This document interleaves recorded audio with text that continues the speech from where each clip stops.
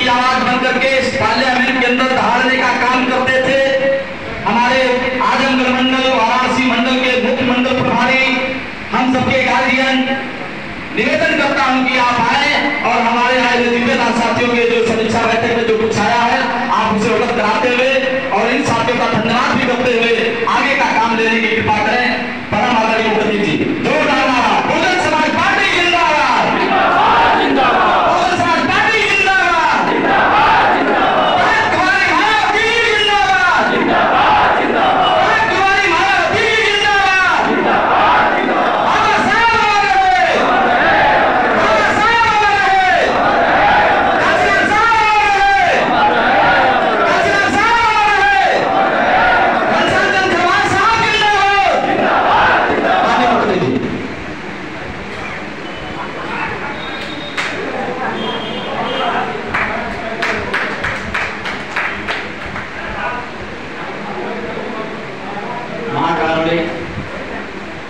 तथागत गौतम बुद्ध जी को नमन करता हूँ, वंदन करता हूँ।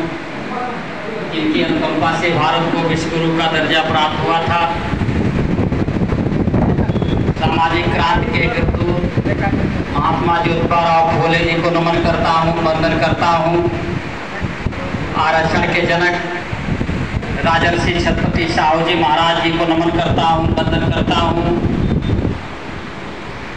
भारतीय संविधान के निर्माता परम पूज्य बाबा साहब डॉक्टर भीमराव अम्बेडकर जी के चरणों में श्रद्धा सुमन अर्पित करता हूँ, नमन करता हूँ, वंदन करता हूँ। वामसी BS4 बहुजन समाज पार्टी के जन्मदाता संस्थापक परम आदरणीय माननीय श्री कांशीराम साहब जी को नमन करता हूँ, वंदन करता हूँ।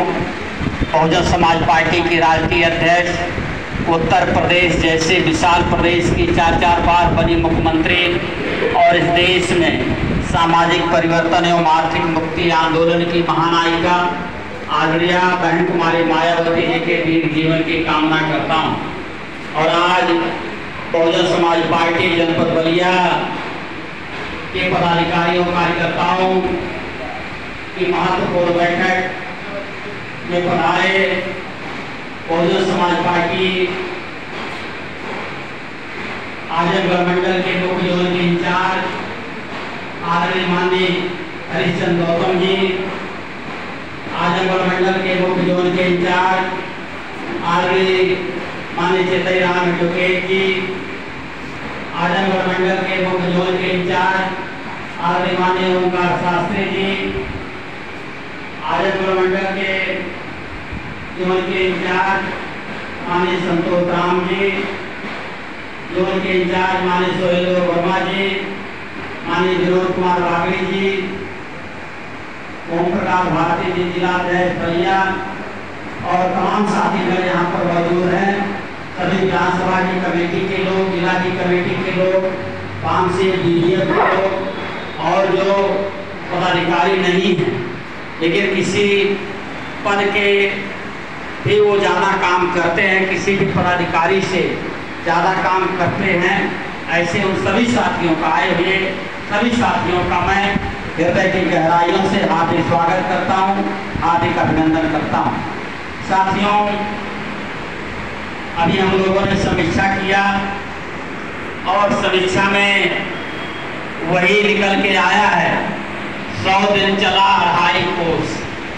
वही बात आई है जो 27 तारीख को जो रिजल्ट था वही रिजल्ट आज भी है। तो हम 11 दिन में कुछ भी नहीं कर पाए।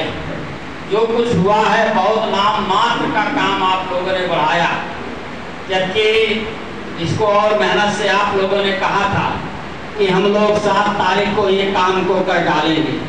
मेरे साथियों, जितना आप इधर डिले करेंगे उतना जो आने वाला कार्यक्रम है वो डिले होता जाएगा।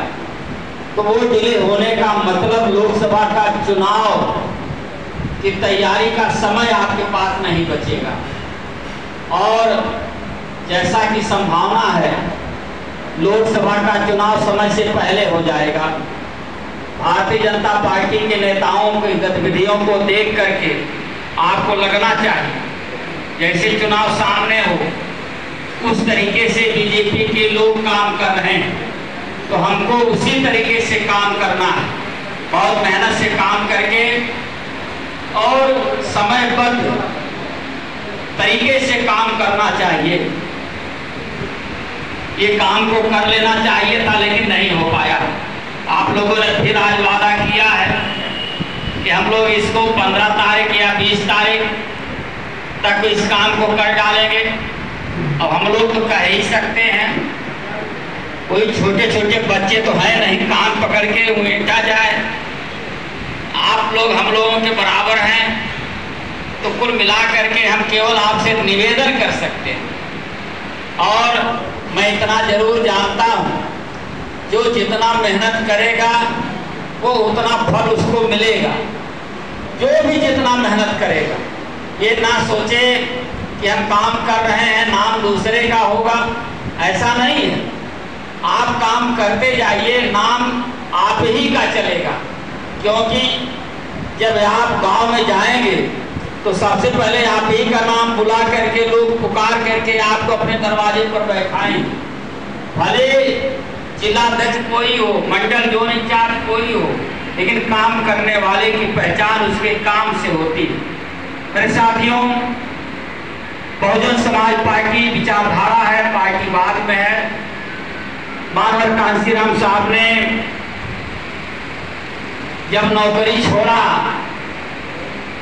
और बाबा साहब डॉक्टर अम्बेडकर जी की एक किताब जाति भेद का उच्छेद एनिहिलेशन ऑफ कास्ट, एक किताब पढ़ी और जब संकल्प ले लिया कि मुझे अब नौकरी नहीं करना है, मुझे बाबा साहब डॉक्टर अम्बेडकर के कारवां को आगे बढ़ाना है, जब उन्होंने संकल्प लिया तो कारवां कैसे बनता है। हम अकेले ही चले थे जान मंजिल, मगर लोग साथ आते गए और कारवां बनता गया। मानव कांसीराम साहब जब निकले तो उनके पीछे चाहे जब वो साइकिल से चले, मानव कांसीराम साहब जब साइकिल से चलना शुरू किए तो उनके पीछे तमाम कार्यकर्ताओं ने उनके पीछे साइकिल चलाना शुरू कर दिया। मानव कांसीराम साहब जब पैदल चलना शुरू किए तो तमाम कार्यकर्ता उनके साथ पैदल मार्च में चल पड़े। तो कुल मिलाकर के मेरे साथियों, मानव कांसीराम साहब इस देश के और दुनिया के पहले ऐसे नेता हैं जो इस देश में 4200 किलोमीटर साइकिल चलाई है। 1-2-400 किलोमीटर नहीं, 4200 किलोमीटर साइकिल चलाई है इस देश के अंदर। और वो कहाँ करते थे? हम लोग आर्थिक रूप से विपन्न लोग हैं, कमजोर लोग हैं, तो हमें छोटा साधन हमें उपयोग करना चाहिए। उस समय साइकिल चलाने का काम हुआ, लोगों ने साइकिल चलाया, बहुत सारे साथियों ने साइकिल चला चला करके अपनी अपनी विधानसभा में काम किया। विधानसभा में काम करते करते करते करते वो MP MLA बन गए, बहुत लोग। तो कुल मिलाकर के मेरे साथियों, मानव कांसीराम साहब ने देखा कि जब पूरा अध्ययन कर लिया बाबा साहब के मिशन को, तो उसमें उन्होंने देखा, उन्होंने कहा था जिस पार्टी की, जिस राजनीतिक दल की गैर राजनीतिक जड़ें मजबूत होती हैं, वही पार्टी मजबूत होती है। अर्थात सामाजिक रूप से, सांस्कृतिक रूप से, धार्मिक रूप से जो समाज मजबूत होता है उसी की पार्टी मजबूत होती है। मानव कांसीराम साहब ने कहा कि मैंने जड़ें खोजना शुरू किया तो पता लगा हमारा समाज रूटलेस है, जड़ विहीन हमारा समाज है, हमारे समाज में कोई जड़ ही नहीं बनी है।